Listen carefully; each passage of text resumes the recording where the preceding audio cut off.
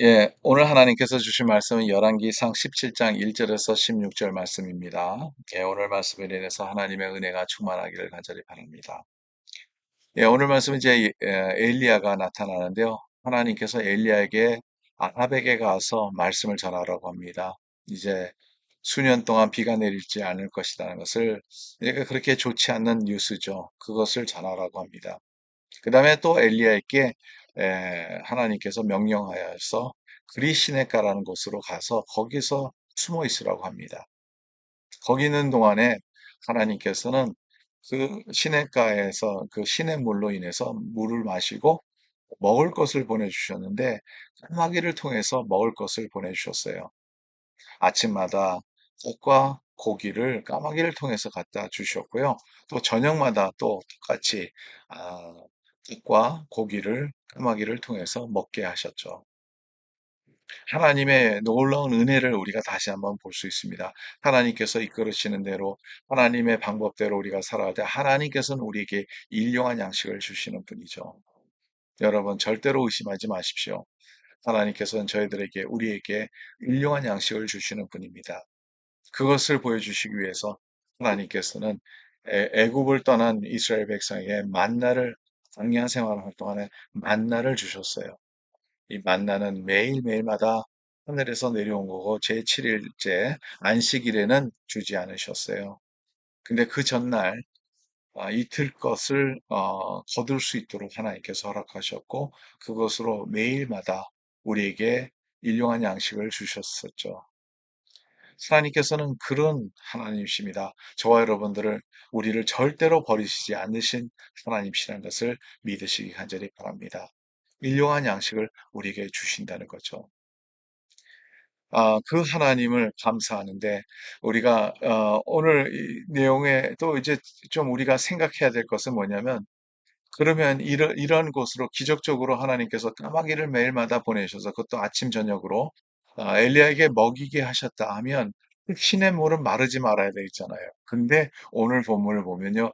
이 가뭄으로 인해서 이 신의 물도 마른다는 거죠. 예, 하나님께서는 전능하신 분이라서 그 신의 물이 마르지 않도록 할 수도 있어요. 그런데 하나님께서 선택한 방법은 그 그리 시냇가에서 이제는 다른 데로 가라는 거죠. 거기에서 하나님께서 주신 사명이 거기에서 우리에게 주시는 교훈이 그것으로 마쳤던 것이죠. 이제 사르밧이라는 곳으로 보내십니다. 시돈이라는 그 큰 도시 안에 있는 사르밧이라는 곳을 보내는데 여기에서는 한 과부를 이제 과부에게 인도하시죠.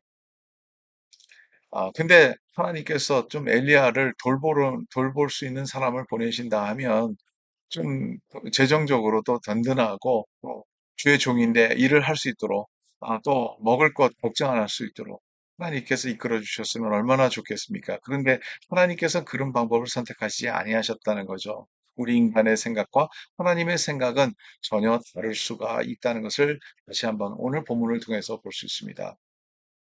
근데 이 보낸 이 집이 이 과부의 집이요. 너무너무 가난한 과부였어요. 이제 엘리야가 먹을 것을 좀 달라고 하니까 그 여인이 어떻게 대답합니까? 우리 집에는 떡이 없습니다. 그러나 지금 기름이 좀 남아 있고 지금 밀가루가 조금 있는데 이것으로 떡을 만들어서 내 아들과 내가 먹고 죽으려고 했습니다. 이제는 더 이상 먹을 것이 없다는 거죠. 먹을 것을 없는 곳에 엘리야를 보내셨다는 거죠. 하나님께서. 근데 하나님의 섭리가 여기에 있습니다. 거기에서 엘리야가 좀 어떻게 보면 인간적으로 도저히 이해 못하는 그러한 이 과부에게 요청을 합니다. 그 떡을 먼저 구워서 나한테 가져오라는 거죠. 아니, 지금 이게 뭐 풍부한 것이 아니에요. 나나 먹을 수 있는 게 아닙니다. 저와 여러분들이 이 상황에 있다면, 이 과부의 상황에 있다면 그렇게 할 수 있었을까요? 이제 이것만 먹고 아주 자그마한 것인데 이거 먹고 이제는 앞으로 더 먹을 것이 없어서 굶어 죽을 것이다.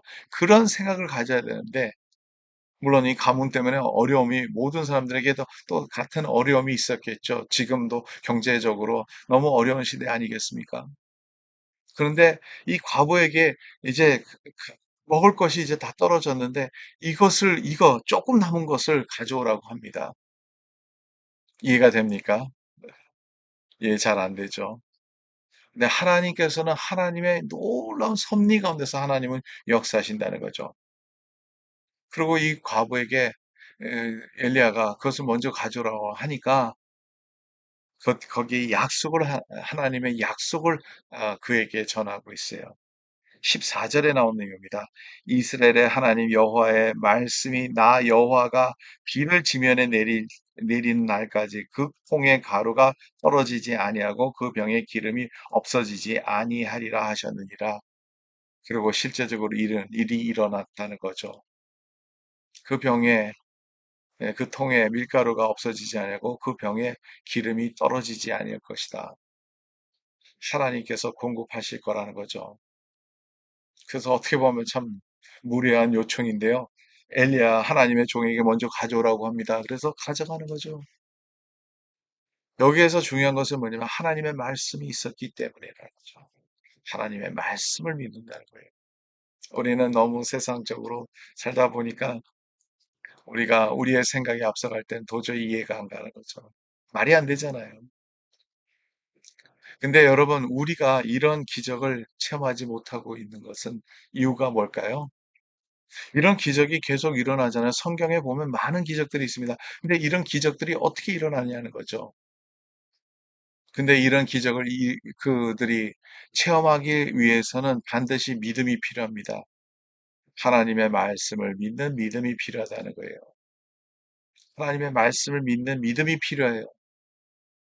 그 믿음대로 살아가면 아무것도 없는 가운데서도 하나님께서 공급하시는 것을 우리는 체험할 수 있다는 겁니다. 물고기 두 마리와 떡 다섯 개를 가져라. 5천 명의 남자 수만 5천 명이죠. 이 많은 수를 예수님께서 먹이셨잖아요. 그 자그마한 그 양식을 갖고 이것도 바로 하나님의 역사이기 때문에 이것을 순종했기 때문에 그 기적을 체험할 수 있다는 거죠. 여러분, 신앙생활은 기적을 체험하는 삶입니다. 우리가 이 기적을 체험하지 못하는 것은 우리가 믿음이 없었기 때문이라는 거죠. 하나님의 말씀을 전적으로 믿고 따르지 못했기 때문이라는 거죠.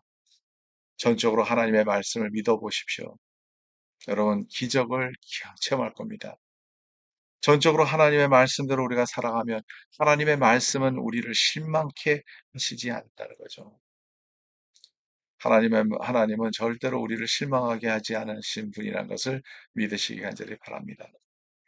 오늘도 이 말씀과 함께 승리하는 우리의 삶이 되기를 간절히 바랍니다. 하나님 감사합니다. 주님의 기적을 체험하기 위해서 주의 말씀을 믿게 해주시고 주의 말씀을 믿음으로써 그 말씀을 행할 수 있도록 도와주시고 하나님을 의지하는 방법을 배우게 하옵소서. 오늘도 이 과부에게 하나님 엘리야를 보내셨던 것은 그들을 위해서라는 것을 다시 한번 깨닫게 되는데 여기에서 엘리야도 공급을 받지만 그들도 엘리야를 통해서 하나님의 놀라운 역사를 체험하는 것 같이 오늘도 주의 복된 주의 백성들 가운데서 함께해 주시고 말씀의 체험을 가질 수 있도록 도와주시며 하나님께 영광 돌릴 수 있도록 인도하여 주시옵소서. 예수 그리스도의 이름으로 기도 줍나이다. 아멘. 오늘도 주님 안에서 승리하는 하루가 되기를 간절히 바랍니다.